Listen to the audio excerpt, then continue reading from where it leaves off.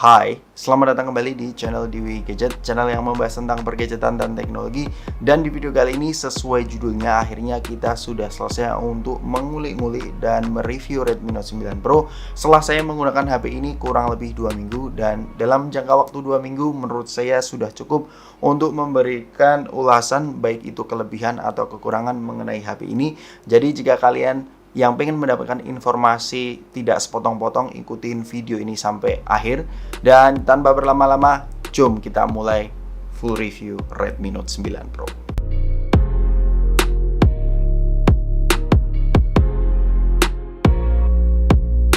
Ya, ini adalah Redmi Note 9 Pro. Dari namanya saja sudah Pro, jadi memang ini adalah versi yang lebih baik dibandingkan dengan versi Redmi Note 9 biasa. Tetapi apakah Redmi Note 9 Pro ini benar-benar Pro? Langsung saja kita mulai dari desainnya. Jadi desain dari Redmi Note 9 Pro ini saya ambil yang warna putih. Karena kenapa? Karena warna putih ini lebih less fingerprint dibandingkan warna lain. Dan menurut saya warna putihnya ini juga cukup soft, tidak terlalu feminim juga. Untuk laki-laki juga masih cocok sekali. Dan sudah dilapisi oleh Corning Gorilla Glass 5 di bagian belakang, dan di bagian depannya sudah terproteksi Corning Gorilla Glass 5. Dan saya suka dengan desain Redmi Note 9 Pro ini karena memang diagonal layarnya cukup unik, yaitu 6,67 inci dengan panel IPS. Dan aspek rasio HP ini cukup unik, tidak seperti HP-HP lain, yaitu 20:9.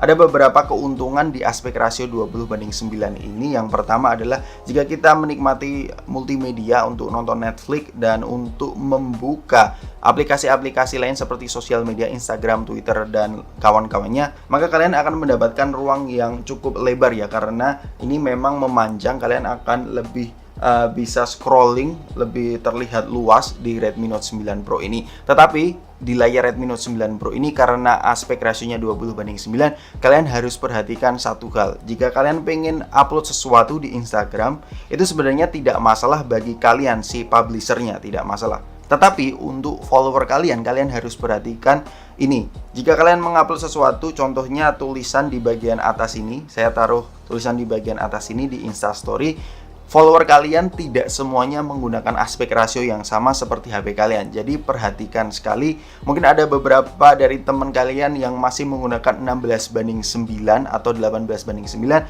Kalian tidak bakal mendapatkan si follower ya, kalian tidak bakal mendapatkan informasi full seperti aspek rasio waktu kalian post. Jadi perhatikan waktu kalian post untuk mendapatkan informasi yang komplit. Untuk follower kalian bisa taruh informasinya di bagian tengah untuk cari amannya saja. Jadi 20:9 ini tidak ada masalah.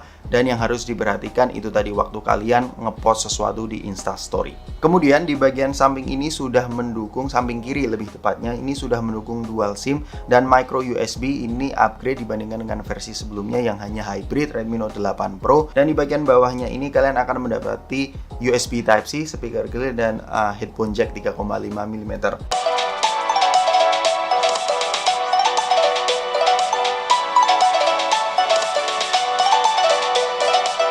Dan di bagian samping kanan ada power button dan fingerprint. Dan fingerprint ini menurut saya adalah salah satu konsep yang cukup menarik juga di Redmi Note 9 Pro ini. Biasanya ada di belakang, tetapi ini di bagian samping kanan ya. Dan yang saya suka dengan Redmi Note 9 Pro ini, fingerprintnya kalian jika pengen buka, kalian tidak harus menekan tombol powernya ya. Jadi hanya disentuh saja sudah buka. Which is ini berbeda dengan Sony Xperia lineup yang harus menekan dengan tombol power button. Di bagian atas ini alhamdulillah kita sudah mendapatkan air blaster untuk mengganti AC atau pacar. Damn! Ya bercanda ya, untuk mengganti AC sehingga kalian akan lebih dimudahkan jika ada remote yang hilang. So it's been pretty good. Dan yang selanjutnya adalah HP ini. Karena HP ini sudah dinamai Pro, Redmi Note 9 Pro, mesti ada fitur yang harus disematkan yang tidak ada di versi Redmi Note 9 biasa, yaitu NFC. Ya, NFC ini memang salah satu fitur yang biasanya ada di HP-HP flagship. Tetapi di Redmi Note 9 Pro ini saya sadar bahwa Redmi Note 9 series itu terbagi dua ya, mid range dan upper mid range. Dan Redmi Note 9 Pro ini masuk kategori upper mid range, di mana upper mid range ini memang mengambil fitur-fitur dari flagship, tetapi tidak semuanya, tidak ada IP68, water resistant dan sertifikasi lain. Tetapi NFC ini sudah cukup membantu kita untuk mengecek saldo, tol dan hal-hal yang mendukung NFC lainnya, seperti kamera yang saya pakai ini sudah mendukung NFC juga. Jadi untuk Redmi Note 9 Pro ini menurut saya adalah salah satu fitur yang membuat HP ini menjadi pro. Dan kemudian kita beranjak ke hal main selling point dari HP ini, yaitu kameranya. Modul kamera Redmi Note 9 Pro ini terdiri dari quad kamera setup ya, yang dibekali dengan sensor yang cukup besar, yaitu 64 megapiksel untuk main kameranya, dan 8 megapiksel untuk ultra wide, 5 megapiksel untuk micro dengan autofocus, dan 2 megapiksel untuk depth lensanya. Secara overall, hasil foto dari Redmi Note 9 Pro ini hampir mirip-mirip dengan flagship beberapa tahun yang lalu. Gambarnya tajam, akurasi warnanya cukup natural, saking bagusnya kamera dari Redmi Note 9 Pro ini. Saya sandingkan dengan Xperia XZ2 yang hitungannya flagship, hampir mirip-mirip ya. Tebak mana hasil foto dari Redmi Note 9 Pro, A atau B? Kalian saya kasih waktu kurang lebih 10 detik untuk memutuskan mana Redmi Note 9 Pro, mana Xperia XZ2. Dan dari hasil foto tersebut memang cukup sulit membedakan Redmi Note 9 Pro dengan flagship beberapa tahun yang lalu. Tetapi sebenarnya mudah loh untuk mengidentifikasi karakter foto dari Xiaomi, yaitu bagian tengahnya tajam, tetapi bagian pojok-pojok itu ada sedikit ngeblur sedikit ya. Yang saya suka dari Redmi Note 9 Pro ini ya jelas ada beberapa konfigurasi manual yang kita bisa atur sendiri. Contohnya di Redmi Note 9 Pro ini ada night mode, tetapi night mode-nya itu menurut saya kurang maksimal jika dalam situasi yang benar-benar gelap. Coba kalian tebak, ada 3 gambar yang saya ambil dari Redmi Note 9 Pro ini, manakah yang night mode, mana yang saya ambil dengan manual, dan mana yang saya ambil dengan mode auto. Nanti kalian bisa tebak sendiri.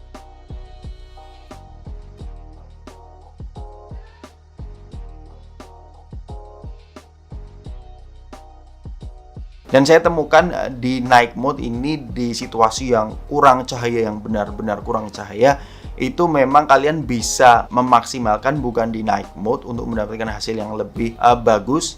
Justru kalian bisa mengatur di mode manual dengan ISO yang saya otak-atik itu paling pas itu ISO-nya 1600 ya.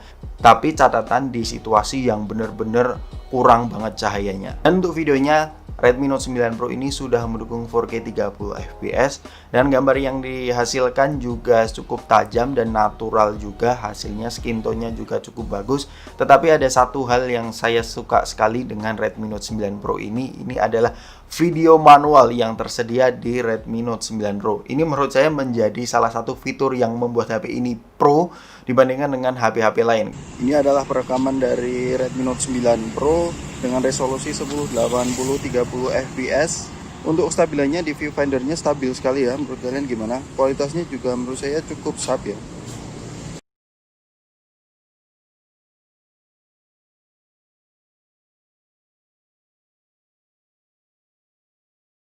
Jadi karena Redmi Note 9 Pro ini mempunyai mode foto dan video secara manual, saya kasih nilai 8,5/10.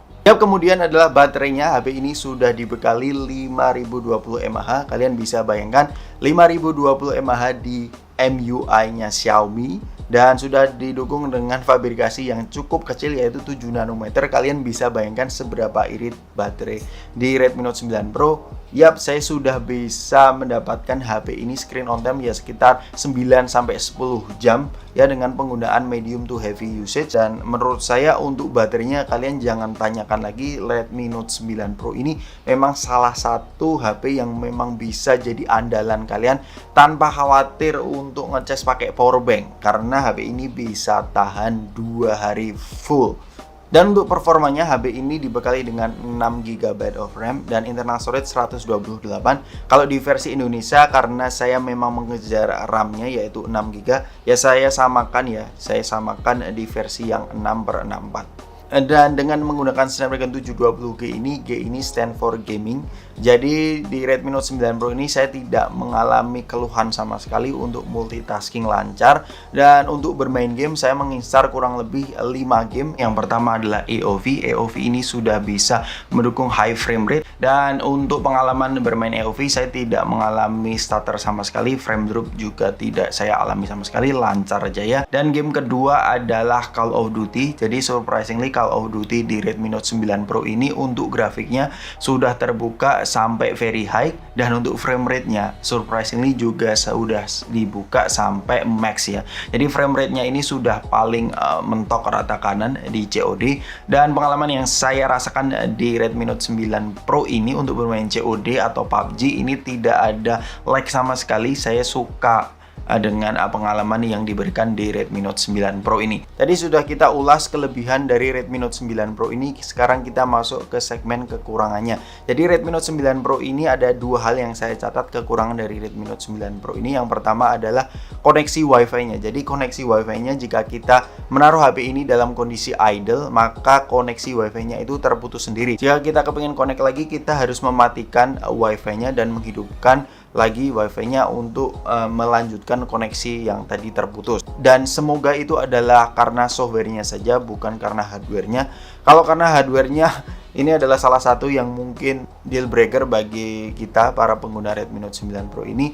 Jika itu sudah terselesaikan, maka menurut saya ini adalah salah satu HP yang sempurna. Dan kekurangan kedua adalah ada bayangan di sekitar kamera depannya ini, dan menurut saya ini tidak terlalu mengganggu, tetapi perlu saya sampaikan ke teman-teman. Jadi di bagian kamera notch-nya ini ada sedikit bayangan di sekitar kamera depannya. Jadi menurut saya itu bukan kelemahan yang cukup bisa menjadikan deal breaker, tetapi perlu saya sampaikan ke teman-teman. Ya, untuk kesimpulannya Redmi Note 9 Pro ini jelas ada beberapa aspek yang penting di Redmi Note 9 Pro ini yang menjadikan Redmi Note 9 Pro ini menurut saya menjadi salah satu rekomendasi terbaik di rentan harga 3 jutaan, karena kameranya, performa, dan fitur seperti NFC Air Blaster ini memberikan Redmi Note 9 Pro ini adalah paket komplit di harga 3 jutaan. Jadi saya merekomendasikan Redmi Note 9 Pro ini menjadi HP mid-range terbaik untuk saat ini ya di 2020. Jadi terima kasih bagi kalian yang sudah menonton video ini sampai akhir. Jangan lupa untuk like video ini jika kalian suka dengan video ini, dan jangan lupa untuk subscribe untuk mengetahui informasi terbaru mengenai pergadgetan. Sampai jumpa di video selanjutnya. Have a nice day. Peace out.